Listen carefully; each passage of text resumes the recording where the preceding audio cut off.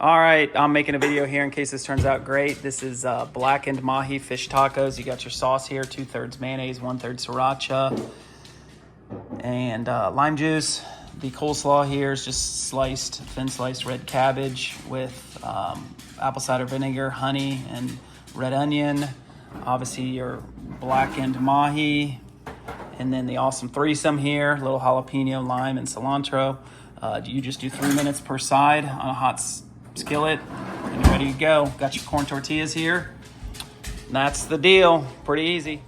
All right, here's the finished result. Forgot the queso fresco. This is how they turned out. What do you think, kids? The fish is really good. Sam, what do you think?